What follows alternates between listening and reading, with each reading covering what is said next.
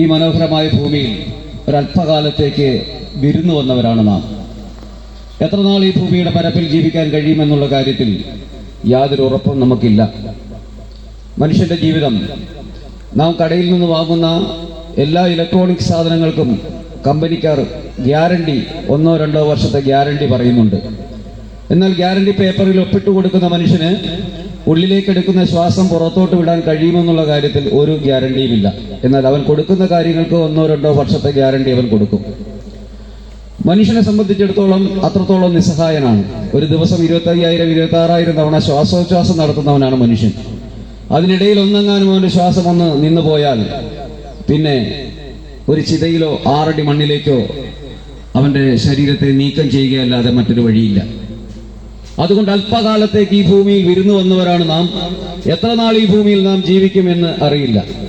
ഒരു ദിവസം ഈ ഭൂമി വിട്ട് നമ്മൾ കടന്നു പോകണം. എന്നാൽ ഭൂമിയിൽ ജീവിക്കുന്ന നാളുകൾ നമ്മൾ എങ്ങനെയാണ് നമ്മുടെ ജീവിതത്തെ മുന്നോട്ടേക്ക് കൊണ്ടുപോകുന്നത്?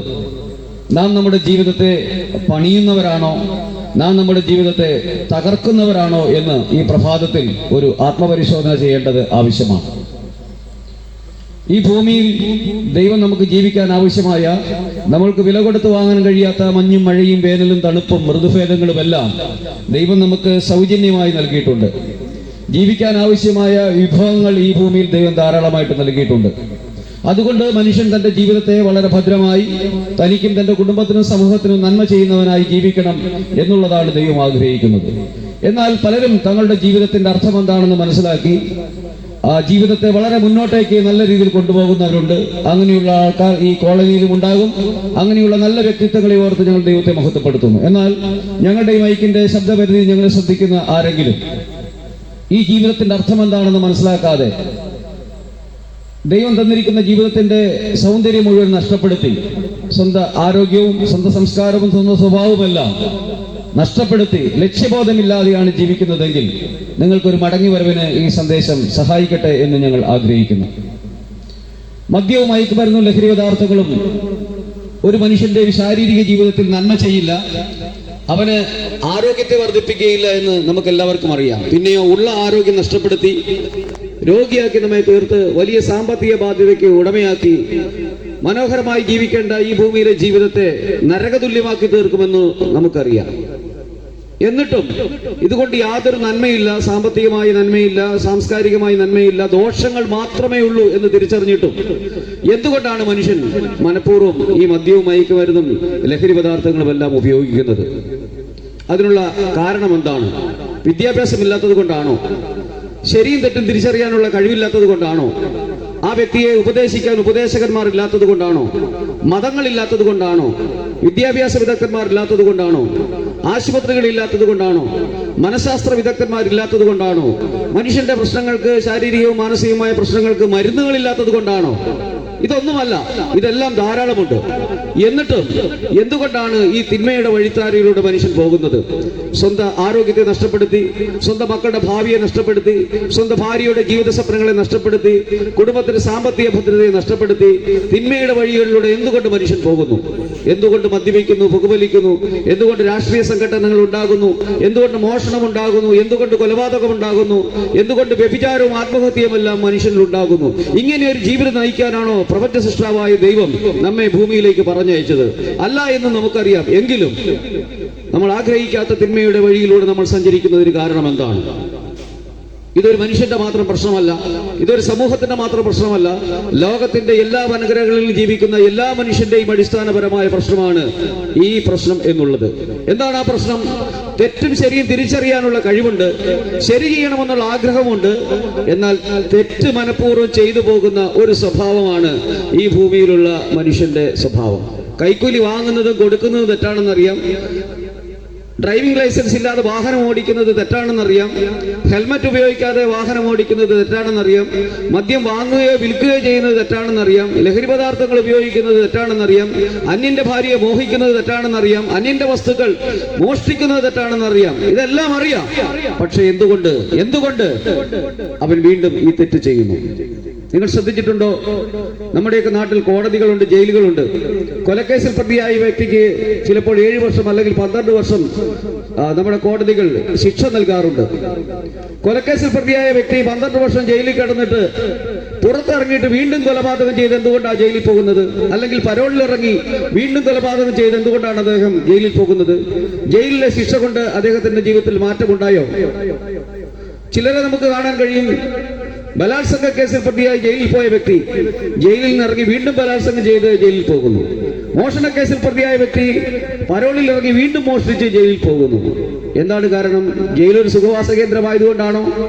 ചിലർ പറയും ഈ കാലഘട്ടങ്ങളിൽ പുറത്ത് പണിയെടുക്കുന്നതിനേക്കാൾ നല്ലത് ജയിലില് നല്ല ഭക്ഷണമാണ്, അതുകൊണ്ട് പണിയെടുക്കാതെ ജയിലിൽ സുഖമായിട്ട് ജീവിക്കാം, അതുകൊണ്ട് ജയിലിനോടുള്ള ഒരു ആസക്തി മുഖാന്തരമാണ് ഞങ്ങൾ ജയിലിൽ പോകുന്നതെന്ന് പറയുന്നവരുണ്ട്. പക്ഷേ അതുകൊണ്ടല്ല ആരും ജയിലിൽ പോകുന്നത്.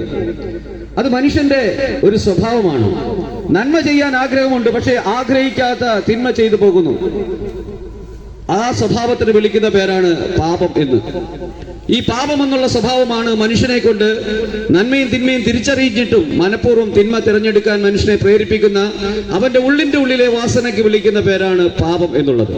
ഇത് മലയാളിയുടെ മാത്രം പ്രശ്നമല്ല, ഇന്ത്യക്കാരന്റെ മാത്രം പ്രശ്നമല്ല. ലോകത്തിന്റെ എല്ലാ വൻകരകളിലും ജീവിക്കുന്ന ജാതി, മത, വർഗ, വർണ്ണ, ഭാഷ, ഗോത്ര വ്യത്യാസം കൂടാതെ സകല മനുഷ്യന്റെയും പ്രശ്നമാണ്. വിദ്യാഭ്യാസമുള്ളവന്റെയും വിദ്യാഭ്യാസമില്ലാത്തവന്റെയും, സൗന്ദര്യമുള്ളവന്റെയും സൗന്ദര്യമില്ലാത്തവന്റെയും, പണക്കാരന്റെയും പാവപ്പെട്ടവന്റെയും എല്ലാം ഒരുപോലത്തെ പ്രശ്നമാണ്. നന്മ ചെയ്യാൻ ആഗ്രഹിച്ചാലും ആഗ്രഹിക്കാത്ത തിന്മ ചെയ്തു പോകുന്ന പാപ സ്വഭാവത്തിന് മനുഷ്യൻ അടിമയാണ്. പാപ സ്വഭാവത്തിന് മാറ്റം വരുമ്പോൾ മാത്രമേ പാപത്തെ അതിജീവിച്ച് നന്മയുടെ വഴിയിലൂടെ മനുഷ്യന് പോകുവാൻ കഴിയുകയുള്ളൂ. പാപത്തിന് പരിഹാരം എവിടെ ലഭിക്കും? മനുഷ്യൻ മതങ്ങളിൽ ആശ്രയിക്കുന്നത് പാപപരിഹാരത്തിന് വേണ്ടിയിട്ടാണ്. തീർത്ഥാടനങ്ങൾ നടത്തുന്നത്, നേർച്ച കാഴ്ചകൾ നടത്തുന്നത്, മതങ്ങൾ അവരോട് അനുശാസിക്കുന്ന മത നിയമങ്ങൾ അനുസരിക്കുന്നതിനൊക്കെ പിന്നിലെ കാരണം പാപത്തിന് മോചനം ലഭിച്ച് നല്ലവനായി ജീവിക്കണമെന്നുള്ള ആഗ്രഹത്തോടു കൂടിയാണ്. ചിലർ ചില പ്രത്യേക മാസങ്ങളിൽ വ്രതമൊക്കെ അനുഷ്ഠിച്ച് 40ഉം 50ഉം ദിവസമൊക്കെ നോമ്പൊക്കെ നോറ്റ് നോൺ വെജായ ആഹാര പദാർത്ഥങ്ങളെല്ലാം വർജിച്ച് അവർ വളരെ ഭക്തരായി ജീവിക്കാൻ ശ്രമിക്കാറുണ്ട്. എന്നാൽ ആ ധ്യാനത്തിന്റെ അല്ലെങ്കിൽ ഉപവാസത്തിന്റെ അല്ലെങ്കിൽ ആ നോമ്പിന്റെ കാലഘട്ടം തീരുമ്പോൾ കഴിഞ്ഞ 30ഓ 40ഓ 50ഓ ദിവസം മസിൽ പിടിച്ചിരുന്നതിന്റെ ആ പലിശ സഹിതം അടുത്ത 1 വർഷം പാപം ചെയ്തതായി കാണാൻ കഴിയും. അത് ഏത് മതത്തിൽപ്പെട്ട വ്യക്തിയിലും നമുക്ക് കാണാൻ പറ്റും. ഒരു മതത്തിന്റെ മാത്രം കുത്തകയല്ല പാപം, ഒരു മതത്തിന്റെ മാത്രം കുത്തകയല്ല പുണ്യകർമ്മങ്ങൾ എന്നുള്ളത്. എന്നാൽ താൽക്കാലികമായി ഇപ്രകാരമുള്ള പുണ്യകർമ്മങ്ങൾ ചെയ്തിട്ട് ആ 25, 30ഓ 40ഓ ദിവസം മസിൽ പിടിച്ച് പാപം ചെയ്യാതിരുന്നതിന്റെ ആത്മസംഘർഷം മാറ്റുവാൻ ബാക്കി 11 മാസം അല്ലെങ്കിൽ 1 വർഷം മുഴുവനും പാപത്തിൽ ആറാടുന്നവനല്ലേ മനുഷ്യൻ? അപ്പോൾ ഇവിടെ മതങ്ങളില്ലാത്തത് കൊണ്ടല്ല. പാപത്തിന് പരിഹാരം തീർത്ഥാടനങ്ങളിലൂടെ ലഭിക്കുകയില്ല. പാപത്തിന് പരിഹാരം മരണാനന്തര കർമ്മങ്ങളിലൂടെ ലഭിക്കുമോ? അങ്ങനെ ലഭിക്കുകയില്ല. ഈ ഭൂമിയിൽ ഒരു മനുഷ്യൻ ജീവിച്ചിരിക്കുമ്പോൾ തന്നെ പാപപരിഹാരം നേടാതെയാണ് അവൻ മരിക്കുന്നതെങ്കിൽ, നമ്മൾ കേൾക്കുന്ന ഒരു പഴഞ്ചൊല്ലുണ്ട്, എല്ലാ മലയാളികൾക്കും അറിയുന്ന ഒരു പഴഞ്ചൊല്ലാണ്, പാപി ചെല്ലുന്നിടം പാതാളം. എപ്പോഴാണ് ഒരു പാപി പാതാളത്തിലേക്ക് പോകുന്നത്? ഈ ഭൂമിയിൽ പാപിയായി ജനിച്ച് പാപകർമ്മങ്ങൾ ചെയ്ത് പാപിയായി മരിക്കുമ്പോൾ പാപത്തിന് ശമ്പളമാകുന്ന മരണത്തിലേക്ക് അല്ലെങ്കിൽ നരകത്തിലേക്ക് അവൻ പോകുന്നു. നമ്മളിങ്ങനെ പ്രാർത്ഥിക്കാറുണ്ട്, നരനായി ഇങ്ങനെ ജനിച്ചു പോയി ഞാൻ, ഈ നരകവാരുതി നടുവിൽ ഞാൻ. അതായത് ഈ ഭൂമിയെ കുറിച്ചാണ് പറയുന്നത്. ഈ നരകവാരുതിയാകുന്ന ഭൂമിയിൽ ഒരു നരനായി ഞാൻ ജനിച്ചു പോയി. എന്നിട്ട് അടുത്ത വരി, ഈ നരകത്തിൽ നിന്ന് എന്നെ കരയറ്റണമെന്നാണ് പ്രാർത്ഥിക്കുന്നത്. അപ്പോൾ ആ പ്രാർത്ഥന തന്നെ ഈ ഭൂമിയാകുന്ന നരകത്തിന്റെ വാരുതിയാകുന്ന സമുദ്രത്തിലാണ് ഞാനിപ്പോൾ ഉള്ളത്. എന്നാൽ ഇതിൽ നിന്നും എന്നെ കരയറ്റണം. എന്നെ കേൾക്കുന്ന പ്രിയപ്പെട്ടവരെ, പാപിയായി ജനിച്ച് പാപകർമ്മങ്ങൾ ചെയ്യുന്ന വ്യക്തി ഈ ലോകമാകുന്ന നരകവാരുതിയിലാണെങ്കിലും യഥാർത്ഥത്തിൽ ഒറിജിനലായിരിക്കുന്ന പാപി ചെല്ലുന്നിടമായ പാതാളത്തിലേക്ക് അവൻ പാപമോചനം നേടാതെയാണ് ഈ ഭൂമിയിൽ നിന്ന് മരിച്ചു മാറ്റപ്പെടുന്നതെങ്കിൽ അവൻ ചെന്നേ തീരൂ എന്നുള്ളത് ഒരു യാഥാർത്ഥ്യമാണ്. ഇത് ഭൂമിയാണ്, ഇത് സ്വർഗവുമല്ല, ഇത് നരകവുമല്ല. മരണത്തിന് ശേഷം മനുഷ്യന്റെ ജീവിതത്തിൽ സംഭവിക്കുന്ന 2 യാഥാർത്ഥ്യ സ്ഥലങ്ങളാണ്, ഒന്ന് സ്വർഗം, ഒന്ന് നരകം. എന്നാൽ പാപിയായ മനുഷ്യൻ പാപത്തിന് പരിഹാരം നേടാതെ ഈ ഭൂമിയിൽ നിന്ന് മരിച്ചു മാറ്റപ്പെട്ടാൽ അവൻ ചെല്ലുന്ന സ്ഥലമാണ് തീയും ഗന്ധകവും കത്തുന്ന നരകം. എന്നാൽ പാപിയായ മനുഷ്യൻ ഈ ഭൂമിയിൽ ജീവിച്ചിരിക്കുമ്പോൾ പാപപരിഹാരം നേടി പാപവിമോചനം നേടി അവൻ മരിച്ചു മാറ്റപ്പെട്ടാൽ അവൻ ചെല്ലുന്ന സ്ഥലമാണ് സ്വർഗം എന്നുള്ളത്. അപ്പോൾ പാപത്തിന് പരിഹാരം എവിടെ ലഭിക്കും? മനുഷ്യന്റെ നേർച്ച കാഴ്ചകളാൽ, പുണ്യപ്രവർത്തികളാൽ മനുഷ്യന് പാപവിമോചനം നേടി അവന് സ്വയം പരിഷ്കരിച്ച നല്ലൊരു മനുഷ്യനായി തീരാൻ കഴിയാത്തത് കൊണ്ട്, സ്വയം മാറാൻ കഴിയാത്തത് കൊണ്ട് മനുഷ്യനെ തന്റെ തന്റെ സാദൃശ്യത്തിൽ സ്വരൂപത്തിൽ സൃഷ്ടിച്ചവനായ ദൈവം, ജാതിഭേദം മതദ്വേഷമില്ലാത്തവനായ ദൈവം, എല്ലാവർക്കും ഒരുപോലെ മഞ്ഞും മഴയും വേനലും തണുപ്പും നൽകുന്നവനായ ദൈവം, സർവശക്തനും സർവജ്ഞാനിയും സർവ്വവ്യാപിയും ആരംഭവും അവസാനവും ഇല്ലാത്തവനായ നിത്യനായ ദൈവം, മുഖപക്ഷമില്ലാത്തവനായ ദൈവം, തൊട്ടുകൂടായ്മയും തീണ്ടിക്കൂടായ്മയും ഉച്ചനീചത്വങ്ങളില്ലാത്തവനായ ദൈവം, തന്റെ സൃഷ്ടിയായ മനുഷ്യൻ പാപിയായി തീർന്ന് നരകത്തിലേക്ക് പോകുന്നത് കണ്ടപ്പോൾ അവരെ രക്ഷിക്കാൻ മനുഷ്യനിർമ്മിതമായ മതങ്ങളും മതകർമ്മങ്ങളും പരാജയപ്പെട്ടപ്പോൾ മനഃശാസ്ത്രജ്ഞന്മാരും അതുപോലെ വിദ്യാഭ്യാസ വിദഗ്ധന്മാരും അതുപോലെ തന്നെ സാമൂഹ്യ പ്രവർത്തകരും രാഷ്ട്രീയ നേതാക്കന്മാരുമെല്ലാം പരാജയപ്പെട്ടപ്പോൾ മനുഷ്യനെ സൃഷ്ടിച്ചവനായ ദൈവത്തിന് സ്വസ്ഥമായി സ്വർഗത്തിൽ ഇരിക്കാൻ കഴിഞ്ഞില്ല. ദൈവം മനുഷ്യവേഷം ധരിച്ച് ഭൂമിയിലേക്ക് ഇറങ്ങി വന്നതാണ് കർത്താവായ യേശു ക്രിസ്തു. എന്തിനാണ് യേശുക്രിസ്തു വന്നത്? യേശുക്രിസ്തു പാപികളെ രക്ഷിക്കുവാൻ ഭൂമിയിലേക്ക് വന്നു. മനുഷ്യന്റെ പ്രശ്നമായ പാപത്തിന് പരിഹാരം നൽകുവാൻ ആകാശത്തിന് കീഴിൽ ഈ ഭൂമിയിൽ ഒരേ ഒരാൾ മാത്രമേ മനുഷ്യനായി അവതരിച്ചിട്ടുള്ളൂ. ഈ ലോക ചരിത്രത്തിൽ നിരവധി മഹാരഥന്മാർ ഉണ്ടായിട്ടുണ്ട്. അവരുടെ നന്മകൾ, അവർ നമ്മുടെ സമൂഹത്തിന് വേണ്ടി ചെയ്തിട്ടുള്ള ധീരോദാത്തമായ നന്മകൾ നമ്മൾ അനുഭവിക്കുന്നവരാണ്, അതിന്റെ അനുഗ്രഹം പ്രാപിക്കുന്നവരാണ്. പക്ഷെ അവരാരും മനുഷ്യന്റെ പാപത്തിന്റെ ശമ്പളമായ നരകത്തിന്റെ ശിക്ഷ വഹിച്ച് മനുഷ്യനെ രക്ഷിച്ച് മനുഷ്യന്റെ ജീവിതത്തിൽ സമാധാനം നൽകുവാൻ, മനുഷ്യന് സ്വർഗം നൽകുവാൻ ഈ ലോക മഹാരഥന്മാർ ആരും ജനിച്ചിട്ടില്ല, ജീവിച്ചിട്ടില്ല, മരിച്ചിട്ടില്ല, അടക്കപ്പെട്ടിട്ടില്ല, ഉയർത്തെഴുന്നേറ്റിട്ടില്ല. എന്നാൽ പാപിയായ മനുഷ്യന്റെ പാപത്തിന്റെ ശമ്പളം മായ നരകത്തിൽ നിന്ന് അവനെ വിടുവിച്ച് അവന് സ്വർഗം നൽകുവാൻ ആകാശത്തിന് കീഴിൽ ഒരാൾ ജനിച്ചിട്ടുണ്ടെങ്കിൽ അത് പ്രപഞ്ച സൃഷ്ടാവായ ദൈവം മനുഷ്യനായി ഭൂമിയിൽ അവതരിച്ച കർത്താവായ യേശു ക്രിസ്തുവ. ഒരാൾ പ്രവർത്തിച്ചിട്ടുണ്ടെങ്കിൽ പ്രപഞ്ച സൃഷ്ടാവായ ദൈവം മനുഷ്യനായി തീർന്ന കർത്താവായ യേശു ക്രിസ്തുവ. പാപം ചെയ്ത ദേഹി മരിക്കണം, അല്ലെങ്കിൽ പാപം ചെയ്ത വ്യക്തി മരിക്കണമെന്നുള്ള ദൈവത്തിന്റെ കൽപ്പന ഏറ്റെടുത്തുകൊണ്ട് ഒരു വ്യക്തി മരിച്ചിട്ടുണ്ടെങ്കിൽ അത് കർത്താവായ യേശു ക്രിസ്തുവാണ്. യേശു ക്രിസ്തു 2000 വർഷങ്ങൾക്ക് മുമ്പ് കാൽവരി എന്നുള്ള മലയിൽ കുരിശിൽ ആണികളാൽ തകർക്കപ്പെട്ടവനായി അവൻ മരിച്ചതിന് കാരണം ഞാനാണ്. ഈ ഭൂമിയിൽ ജനിച്ച ഓരോ മനുഷ്യരുമാണ് കഴിഞ്ഞ നൂറ്റാണ്ടുകളിൽ ജനിച്ച് മരിച്ച് മാറ്റപ്പെട്ട മനുഷ്യരാണ്. ഈ കാലഘട്ടത്തിൽ ജനിച്ചവരാണ്, നാളെ ജനിക്കാനുള്ളവരാണ്. ഈ ഭൂമിയിലുള്ള സകല മനുഷ്യന്റെ ഈ പാപത്തിന് പരിഹാരം നൽകി സ്വയം മാറാൻ കഴിയാത്ത പാപ സ്വഭാവങ്ങളിൽ നിന്ന് മനുഷ്യനെ മാറ്റി അവന്റെ ജീവിതത്തിൽ അർത്ഥവും പ്രത്യാശയും നൽകി നല്ലൊരു മനുഷ്യനാക്കി തീർക്കുവാൻ നമുക്ക് വേണ്ടി, നമുക്ക് പകരമായി പ്രപഞ്ച സൃഷ്ടാവായ ദൈവം കാൽവരി കുരിശിൽ കൈകളിൽ ആണികൾ തറയ്ക്കപ്പെട്ടവനായി, ശിരസിൽ മുൾമുടി അടിക്കപ്പെട്ടവനായി, ശിരസ് മുതൽ ഉള്ളങ്കാൽ വരെ വേദനയേറ്റവനായി, മുറിവുകളേറ്റവനായി കാൽവരി കുരിശിൽ കർത്താവായ യേശു ക്രിസ്തു മരിക്കാൻ കാരണം ഞാൻ എന്ന പാപിയാണ്. എന്റെ രഹസ്യ പരസ്യ ജീവിതത്തിലെ പാപമാണ്. എന്നെ കേൾക്കുന്ന പ്രിയപ്പെട്ടവരെ, നമ്മുടെ ഓരോരുത്തരുടെയും രഹസ്യ പരസ്യ ജീവിതത്തിലെ മനസ്സ വാച കർമ്മണ നമ്മുടെ സ്വഭാവവുമായിട്ട് ബന്ധപ്പെട്ട് കിടക്കുന്ന പാപത്തിൽ നിന്ന് നമ്മെ രക്ഷിക്കാൻ വേണ്ടിയിട്ട് പാപമില്ലാത്ത പാപമറിയാത്ത ദൈവപുത്രനായ കർത്താവായ യേശു ക്രിസ്തു കാൽവരി കുരിശിൽ യാഗമായി തീർന്നത്. കുരിശിൽ കടന്നുകൊണ്ട് യേശു ക്രിസ്തു ഇങ്ങനെ നിലവിളിച്ചു, എന്റെ ദൈവമേ, എന്റെ ദൈവമേ, നീ എന്നെ കൈവിട്ടതെന്ത്? യഥാർത്ഥത്തിൽ ആ നിലവിളി യേശുവിന്റെ അധരങ്ങളിൽ നിന്നുണ്ടാവേണ്ട നിലവിളിയായിരുന്നില്ല.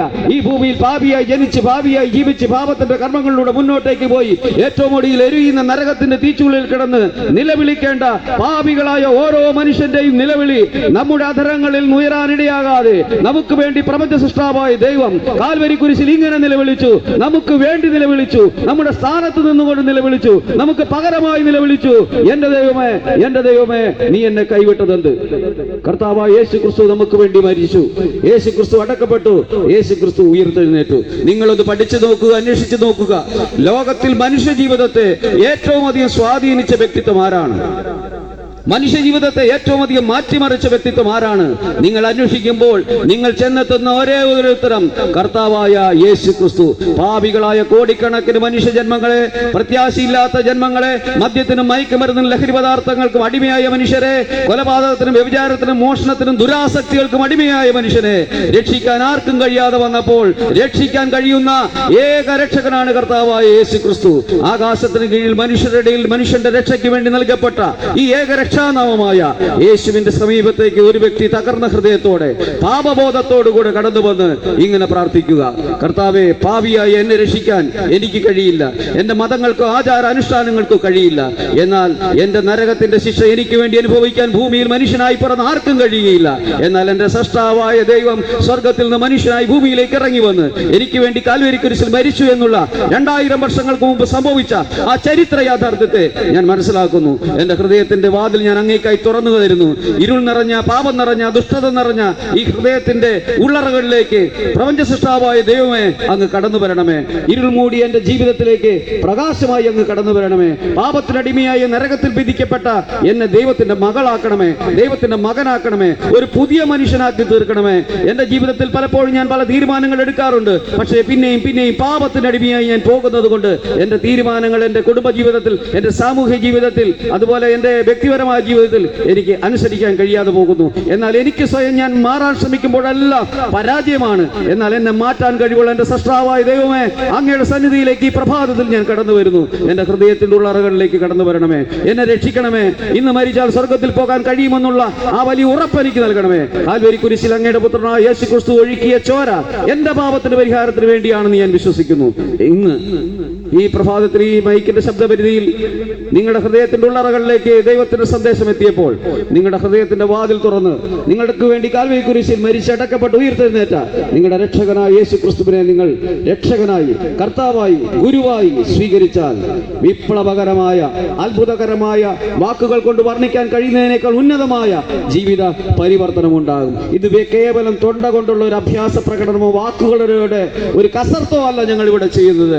ഞങ്ങളുടെയൊക്കെ വ്യക്തി ജീവിതങ്ങളിൽ കർത്താവായ യേശു ക്രിസ്തു വരുത്തിയ ജീവിത പരിണാമം, ജീവിത വ്യത്യാസം, ജീവിത രൂപാന്തരം കൊണ്ടാണ് ഇത്ര ആവേശത്തോടുകൂടെ ഞങ്ങൾ ഈ സന്ദേശം ഇവിടെ നൽകുന്നത്. അതുകൊണ്ട് ഞങ്ങളെ കേൾക്കുന്ന വ്യക്തികളോട് ഒരിക്കൽ കൂടി പറയട്ടെ, ജീവിതം ഒന്നേ ഉള്ളൂ. ഈ മനോഹരമായ ഭൂമിയിൽ ഈ വിരുന്നു വന്നവരായി നാം ഇന്നല്ലെങ്കിൽ നാളെ മരണത്തിലൂടെ ഈ ഭൂമിയിൽ നിന്ന് കടന്നു പോകുമ്പോൾ തീയും ഗന്ധകവും കത്തുന്ന നരകത്തിലേക്ക് പോകരുതേ. നിങ്ങളെ രക്ഷിക്കാനായിട്ട് 2000 വർഷങ്ങൾക്ക് മുമ്പ് കാൽവരി കുരിശിൽ മരിച്ച യേശു ക്രിസ്തുവിനെ രക്ഷകനായി സ്വീകരിച്ച് ദൈവത്തിന്റെ മക്കളായി തീരണമേ, പുതിയ മനുഷ്യരായി തീരണമേ, അനുഗ്രഹങ്ങളുടെ നല്ല ഒരു ജീവിതത്തിലേക്ക് പോകണമേ എന്ന് നിങ്ങളോട് ഏവരോടും ഹൃദയത്തിന്റെ ഭാഷയിൽ സ്നേഹപുരസരം അഭ്യർത്ഥിച്ചുകൊണ്ട് നിങ്ങളുടെ വിലയേറിയ ശ്രദ്ധ തന്നതിൽ ഹൃദയം നിറഞ്ഞ നന്ദി അറിയിച്ചുകൊണ്ട് വാക്കുകൾക്ക് ഇവിടെ പൂർണ്ണ വിരാമം കുറിക്കുന്നു.